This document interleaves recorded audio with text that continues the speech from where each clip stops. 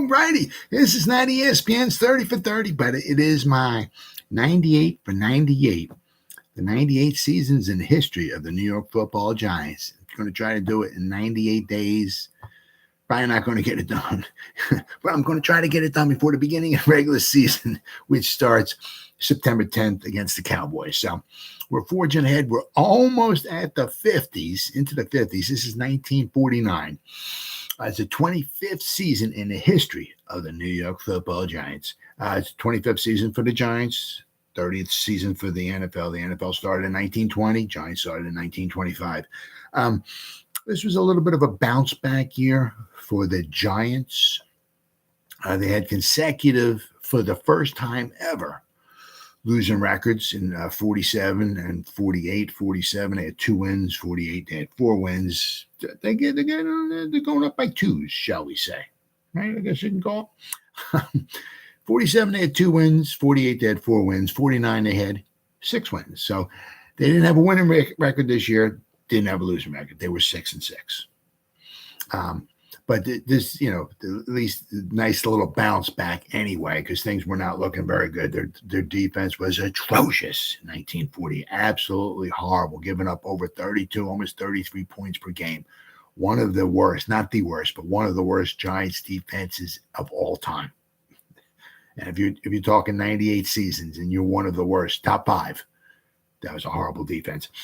But at least the 47, 48, those back-to-back losing seasons, they would be the last back-to-back, anyway, losing seasons Giants would have until 1973 and 1974. 73 and 74, they had back-to-back 2-win seasons. Oh, yeah. I don't know. I lived through it. Absolutely horrible. But so Steve Owen was still the coach of the Giants. This was his 19th season. He would last 23 seasons, so he had 4 more seasons to go. 1953 would be his final season for the Giants. But they had a nice little bounce back. But I said in some of the previous videos, from 1933 to the championship games had 2 divisions. It started in 1933 with the 2 divisions, top teams faced each other for the championship game. So 1933, from 33 to 46, the Giants were in 8 championship games. Problem was they lost. They were only 2-6 in those championship games. But after 46, times were a little changing. The Giants won't reach the championship game again until 1956. But things would change. I mean, the Eagles started coming on. The Eagles had a very, very, very good team. Once again, they went to the championship game again this year. The Eagles went to the championship game 3 straight years. And then in 1950, things are, going to get even tougher because 1946 and 1949, there was the All-American Football Conference. There was 8 teams in there, 46, 47, 48. 1949, it went down to 7 teams. I think it was the Brooklyn Dodgers disbanded. So there were 7 teams. So after the 49 season, the All-American Football Conference kind of like folded. 3 of the teams in completion came into San Francisco, Baltimore Colts, and the Cleveland Browns came into the NFL. The other teams kind of merged with other teams. I'm going to go over that tomorrow. That's in 1950 now. Anyway, but as I said, the Cleveland Browns, the Colts and the 49ers went to the Western Division. Giants were in the Eastern Division. Unfortunately for the Giants, that's where the Cleveland Browns went. The Cleveland Browns won all 4 in the All-American Football Conference. It's up there, Teddy. That's it. That's it. It was only 27,000 days ago. That's it. Who's counting, right? But in 1946, 47, 48, 49, the Cleveland Browns won all 4 of the All-American Football Conference titles. Paul Brown was their coach, phenomenal coach. So after the All-American Football Conference disbanded in 1950, the Browns went into the Eastern Division where the Giants were. And from 1950 to 1955, the Browns won the division every year. So things got tougher for the Giants, but it is what it is. But at least the Giants, they bounced back. They had, at least they didn't have a losing record. Thank goodness. But the 1949 NFL season, let's see, was the 30th regular season of the National Football League. Prior to the season, the Boston Yanks owner Ted Collins asked the league to fold his team due to financial woes and give him a new one in New York City. I mean, I'll tell you what, there was the Yanks, there was the New York Yanks, the Boston Yanks, there's the New York Yankees, which are on the All-American Football Conference. It's hard to keep up with that team. This new team would be called the New York Bulldogs. Not to be confused with the Cleveland Bulldogs, who were the first team that the Giants ever beat in 1925. They beat them 19-0 in the Giants' fourth game in existence. That was their first victory ever, was against the Cleveland Bulldogs. The franchise, which has never missed a season in some form, carried on the legacy of the final Ohio League member, the Dayton Triangles. They folded up, and from one team to another, they kept going from one team to the other. It's just simply amazing how the Dayton Triangles kept into existence over multiple decades. Simply amazing. Let's see. And it's the Dayton Triangles and its players and assets were moved to New York, but not specifically folded. As a result of the move, professional football would not return to Boston until the Patriots began playing in 1960. In the AFL, the Boston Patriots would be in the AFL in 1960, so there was the Boston Patriots. When the AFL and the NFL merged in 1970, the Boston Patriots in 1970 were the Boston Patriots. However, in 1971, they became the New England Patriots. The New York Giants played the Boston Patriots in 1970. They beat them. They went to Boston and beat, I think it was Harvard Stadium, I think it was. Yeah, I think it was. And the Giants won 16-0. So the first time that the Giants ever played the Patriots, they were the Boston Patriots in 1970. Let's see here. As the regular season came to close, a merger agreement between the NFL and the All-American Football Conference was announced on December 9th. 3 of the teams joined the NFL in completion. There was the Los Angeles Dons of the All-American Football Conference. They joined with the Los Angeles Rams of the National Football League.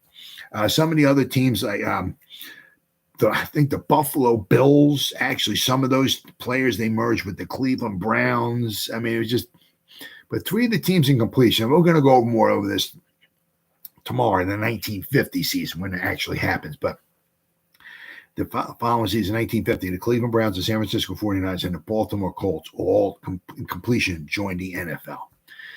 The season ended on December 18th with the NFL championship game in muddy conditions, with the visiting Eagles defeating the Los Angeles Rams 14-0, as heavy rain in Southern California kept the attendance under 23,000 at the Los Angeles Memorial Coliseum. Both teams had potent offenses, but were severely limited by the poor field conditions.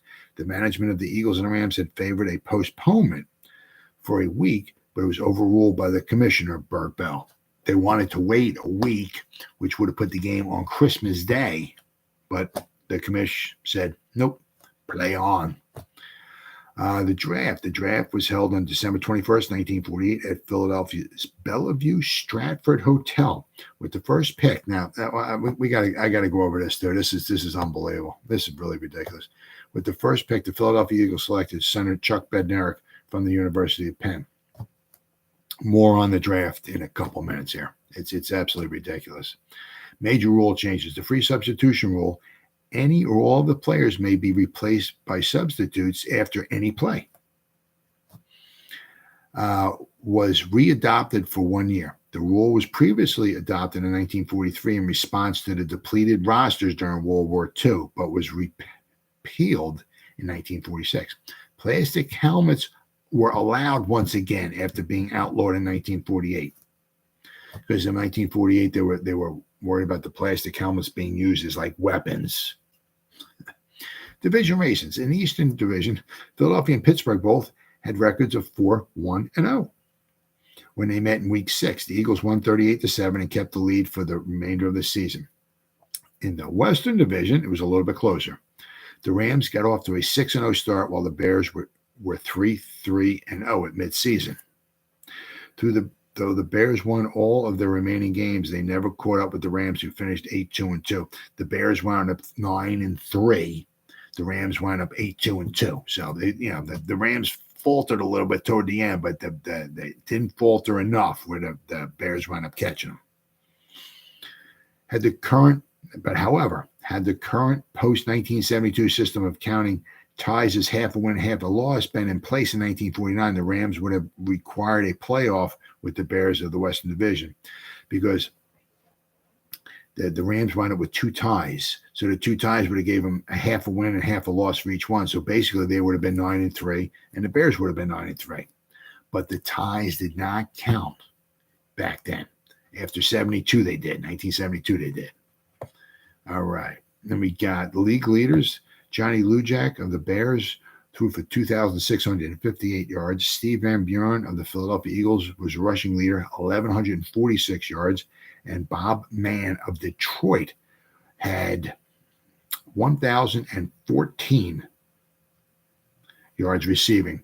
The New York Bulldogs began play at the Polo Ground, sharing it with the Giants. So in the Eastern Division, there was the Philadelphia Eagles, the Pittsburgh Steelers, the New York Giants, the New York Bulldogs, the Washington Redskins. Western Division, Los Angeles Rams, Chicago Bears, Chicago Cardinals, Detroit Lions, and Green Bay Packers. So then let's see here. Okay, so now we go to the NFL draft, and this, I don't know what these people are thinking here. The 1949 NFL Draft was held on December 21st, 1948 at the Bellevue Stratford Hotel in Philadelphia. The draft was preceded by a secret draft meeting held November 15, 1940 at the Hotel Schenley in Pittsburgh. This was the 3rd year that the first overall pick was a bonus pick determined by a lottery. This is just absolutely unbelievable. With the previous 2 winners, the Chicago Bears 1947 and Washington Redskins 1948 being ineligible for the draw. It was won by the Philadelphia Eagles, who selected center linebacker Chuck McIntyre. They selected a Hall of Famer. Now, I just can't understand it. They give a lottery pick,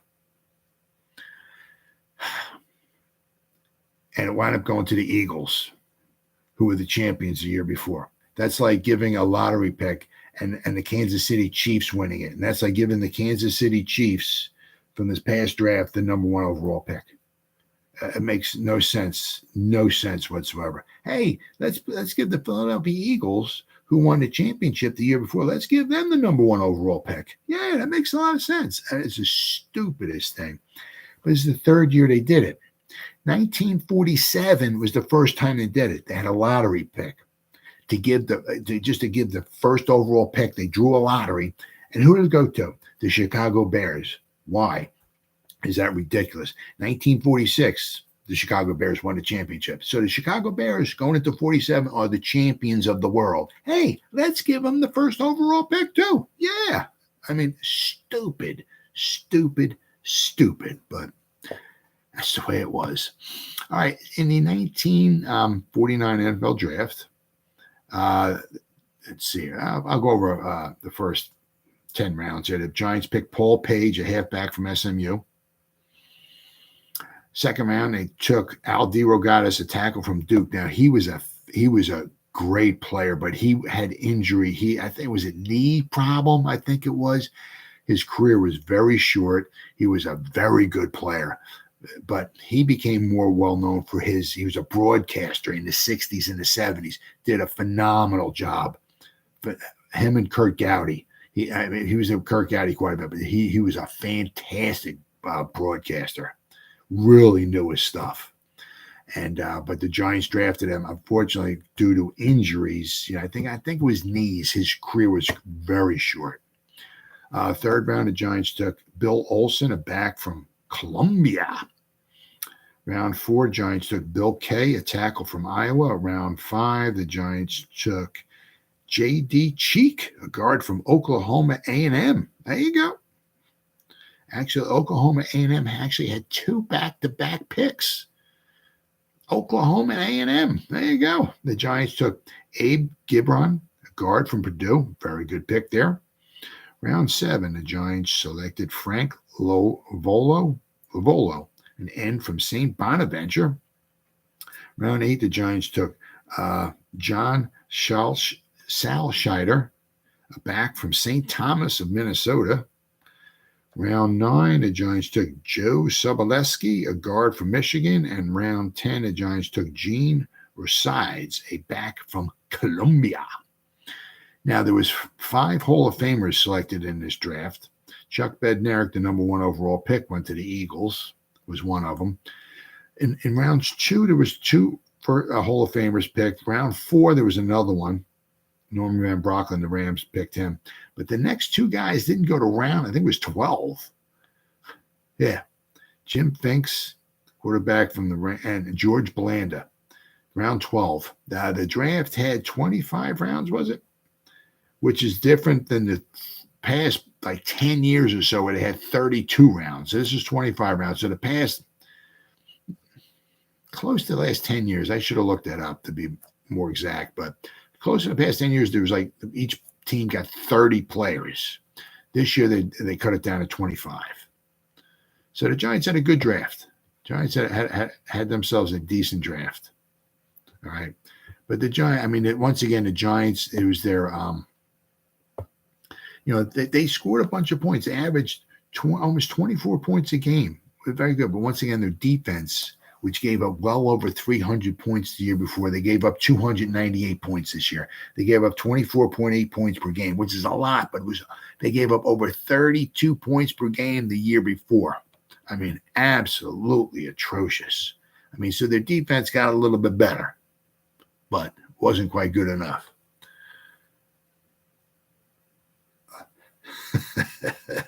Southern Methodist University on YouTube. Very nice. Can't force somebody to play. No, I wouldn't play for him. Not me. I'm not playing for the Eagles. But the Giants, I mean, their offense was very good. Once again, Charlie Connolly was the quarterback. He had a very nice year. Tell you what, I mean, if it wasn't for their I guess they called him, the left halfback, Gene Roberts, or a halfback. He had 9 rushing touchdowns and 8 receiving touchdowns. He had 102 points, was it? Yeah, 102 points. I mean, he scored a lot. 17 touchdowns he had in 12 games. Basically, he had 1.5 touchdowns a game. The Giants kicker, Ben Agajanian. He kicked 8 field goals in 13 attempts. He kicked 35 out of 36 extra points for the Giants.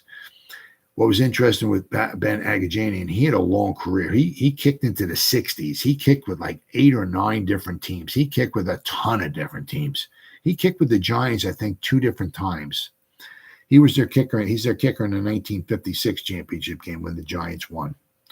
But what's interesting with Ben Agajanian, the Giants kicker, field goal kicker, extra point kicker, was that he had his one toe, his kicking toe.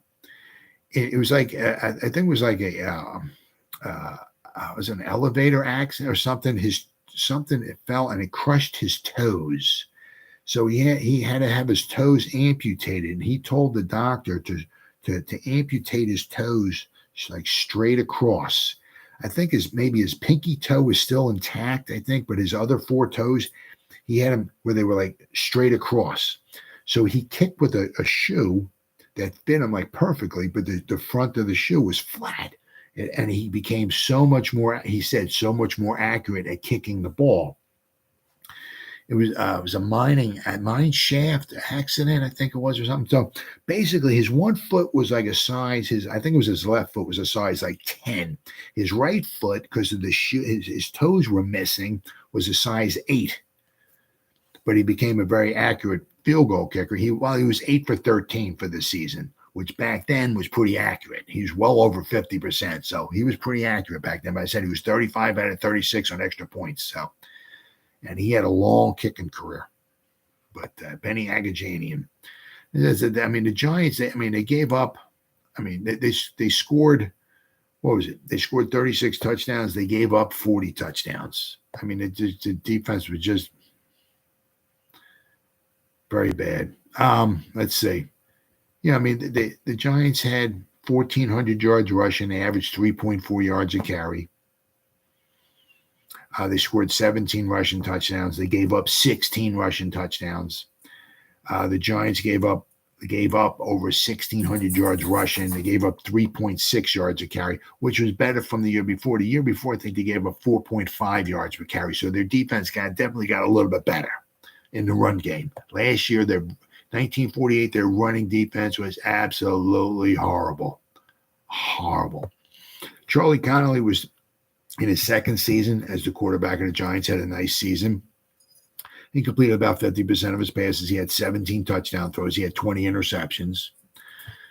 But the Giants gave up, let's see what they gave. They gave up 16 passing touchdowns, and they gave up 20. They got 22 interceptions. So I mean, they were easily able to score some points. As I'm going to go over their schedule, but they gave up. They just gave up too many points. They certainly got a lot better as time went on. Though they did get better. But what happens every year with the Giants, right, is now they always shared the Polo Grounds. Now they're sharing it with another team also, right? But they always shared the Polo Grounds. They're sharing with the New York Baseball Giants. So they always started their season on the road. This year, they started their first 3 games on the road, basically because they kind of wanted to make sure that the baseball season was over with before the football team went into the Polo Grounds, I guess, and just chewed up the field. So once again, the first 3 games were on the road. But also this year, the Giants, it's the New York Giants and the New York Bulldogs are playing in the Polo Grounds. So, but let's see what we got. First game of the season, Giants played in Pittsburgh on the road Sunday, September 25th. They lost 28-7. Then they played like 5 days later on Friday, September 30th. And they played, which was absolutely kind of just weird because they played at the New York Bulldogs.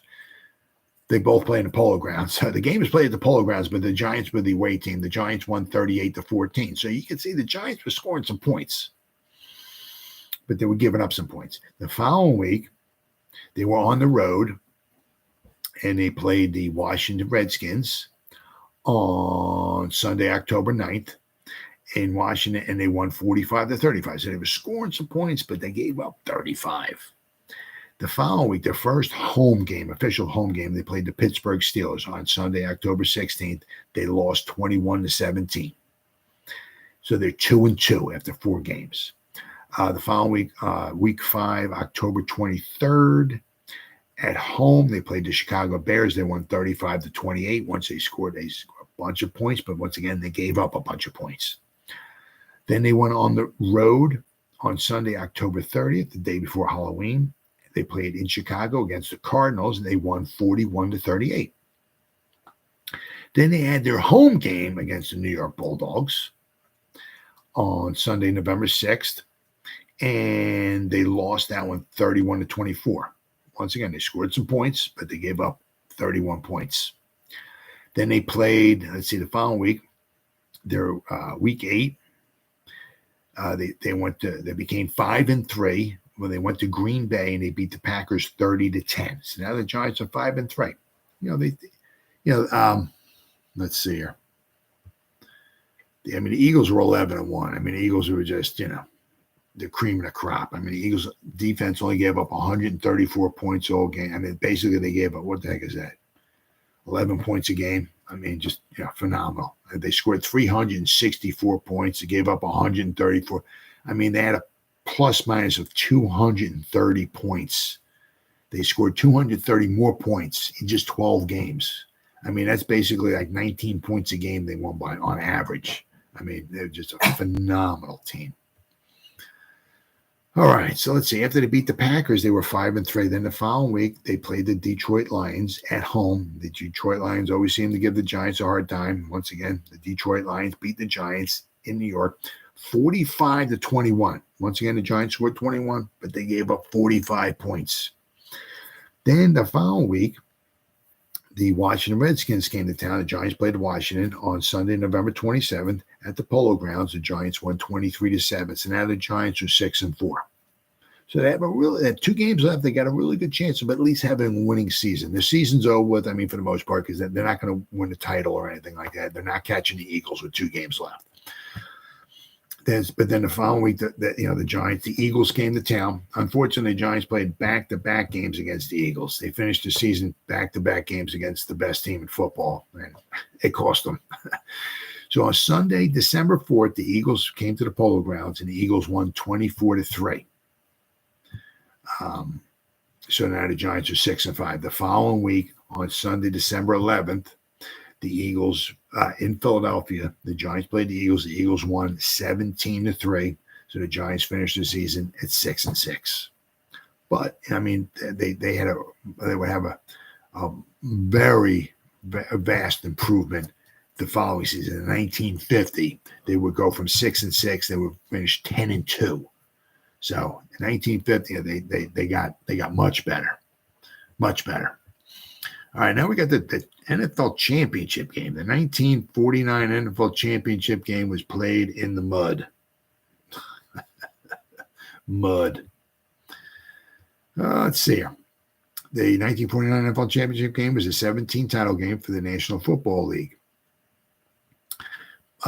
Which started in 1933. So in 1949, so in the odd numbered years, 1949, the Western Division hosted the odd numbered year games, 1945, 47, 49. So the Rams won the Western Division. So the Western Division, the odd number of years, hosted the championship game. So this championship game was played in the Coliseum, in Los Angeles. The even numbered years, right? 48, 46, 44, so on. The Eastern Division hosted the games. Let's see, the game was played on December 18th at Los Angeles Memorial Coliseum. It is remembered for the driving rain that caused the field to become a mud pit. Its paid attendance was 27,980, but only 22,245 showed up in the stadium, which was a low in attendance not reached until 2020. So the game featured the Eastern Division. The Eagles were 11-1, and the defending champions against the Rams were 8-2, winners of the Western Division. This was the first NFL game which played in the Western United States. The Rams had last appeared in a title game in 1945. They beat the Washington Redskins 15-14 in 1945, but when the Rams in 1945, they were in Cleveland. And after 1946, they moved out to the West Coast and started playing in Los Angeles. The Eagles were favored by a touchdown and won 14-0 for their second consecutive shutout in a title game. Running back Steve Van Buren rushed for 196 yards on 31 carries for the Eagle, and their defense held the Rams to just 21 yards on the ground. Yeah, the Rams had let's see, what do they have? 119 yards of total offense. They had 98 yards passing, 21 yards rushing. They ran the ball 24 times, the Rams, for 21 yards. The Eagles ran the ball 61 times for 271 yards. What do we got? 1, 2, 3, 4, 5, 6. The Eagles had 7 players run the ball. 7 different players run the ball. The Eagles only threw the ball 9 times. They completed 5. And they actually threw 2 interceptions. They had 4 incompletions, but 2 of them were intercepted. So, the Eagles had 342 yards of offense, and actually the Eagles had 3 turnovers compared to 1 for the Rams. So the Eagles actually lost a turnover battle. But the Eagles scored on a Pete Vios 31-yard pass from Tommy Thompson in the second quarter, and then the third quarter, Leo Scaldani had a 2-yard block punt return, which wound up being the final score at 14-0. Let's see.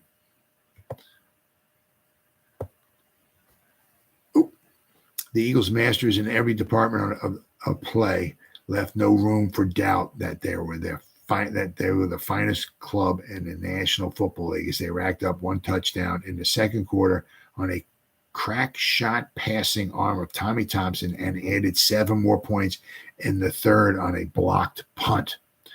Biggest disappointment was the weather and the crowd. It rained all night preceding the game. Los Angeles' first view of a major league title show. It rained during most of the game, and all in all reduced the contest to a rather sluggish exhibition of pro brand of football. The owners and the players wanted to postpone the game until Christmas, and so did thousands of protesting Ram fans. But Commissioner Burt Bell in Philadelphia forced the contest. The 17th National League title playoff had to go on. As a result of the weather, only 22,245 fans braved the pelting rain to see the Battle of the Mud. So, pre-game favorites by at least a touchdown, the Eagles lived up to their own calm confidence. They struck quickly in the first and what proved to be the deciding touchdown. With the ball on the Eagle 37 as the second quarter dawned, Thompson suddenly abandoned the ground and went to the air. Remember, they only threw 9 passes all game, the Eagles. Before the Rams could put out the fire, Philadelphia had swept 63 yards with Thompson rifling a pass to his all-pro end, Pete Fios, on a 31-yard play for 6 points. Fios made a leaping catch of the throw on about the 15-yard line and dashed on over the goal without a hand touching him. Reliable Cliff Patton booted the first of his 2 extra points after the touchdown. Thompson threw only 9 passes and completed 5 of them for 68 yards. Had set up the scoring play with completions of 11 and 16 yards. Bosh Pritchard had plunged for 2 yards, and Steve Van Buren ran 3 of the series plays. So the second Eagles tally, which wound up being the dagger, right? The second Eagles tally came with Leo Scaldani charged in, blocked a punt attempt by Ram quarterback Bob Waterfield. Now remember, the rosters were limited back then. So you had sometimes your quarterback was your punter. Is what it is. So Leo Scaldani blocked the punt, gathered in the loose ball on the Ram 2-yard line, and rolled over the goal line. The pass from center from Waterfield was high, and the Ram punting star, who averaged 38 yards with a muddy ball and his kicking during the weary afternoon, had to leap off balance to field it before trying to give it the toe. So that's what the bad snap caused the late punt, which allowed him to block the punt, which wound up being the 14 points, the second touchdown. From then on, it was all Philadelphia, a matinee in the mud. They played the game close, took no chances, and made no errors. Says the Rams' passing attack, Los Angeles' major weapon in scrambling into the championship finale, was completely nullified by the mud and the charging, ever-aggressive Philadelphia linemen. The Rams only gained 98 yards on the ground, completing a mere 10 of 27 passes Bob Waterfield and his understudy, Norm Van Brocklin, attempted. So, it's just the way it was back then. It seemed like a lot of times there were just stories. You could go back to a lot of championship games. The 1948 championship game was played in a blizzard in Philadelphia. The Eagles won 7-0. The 1946 championship game, 2 of the Giant players were bribed. Possibly, one of them didn't play, but the Giants quarterback possibly threw the game, and the Giants he threw 6 interceptions. The Giants lost, 24-14. The 1944 championship game where the Giants played, the Giants had played three weeks in a row just to get to the championship game, while the Green Bay Packers had a whole month off before the championship game. The Giants players were banged up. One of them had broken a jaw, and he was in the hospital. He couldn't play. Another one of the Giants players couldn't. It was just almost every season, just the way, it's just kind of fascinating. Every season, Yeah, like the championship game. There's always like some type of a story. It's not the way it is nowadays, where everybody gets the same amount of days off. It's played in beautiful weather, dome stadiums, and all this stuff and everything. It wasn't like that back then. Things were quite different. But this was the 1949 season, the 25th season for the New York Giants. You know, they bounced back. 47 and 48, they had back-to-back losing seasons. Wouldn't have back-to-back losing seasons again until 73 and 74. So, you know, some better times were ahead for the Giants. 1950, you know, they really bounced back. They had a very good record, but as I mentioned earlier in this video, the All-American Football Conference disbanded, and the Cleveland Browns from the All-American Football Conference, the best team in that conference, joined the Giants in the Eastern Division. And for the next 6 championship, from 1950 to 55, the Cleveland Browns every year would go to the championship game. So the Browns were a formidable opponent for the New York Giants, and it would take the Giants many years just to be able to catch up to them. Well, that does it for the 1949 season for the New York Giants. I'll be back again tomorrow with the 1950 season of the New York Giants, which just happened to be the 26th season in the history of the New York Giants. I'll see you then.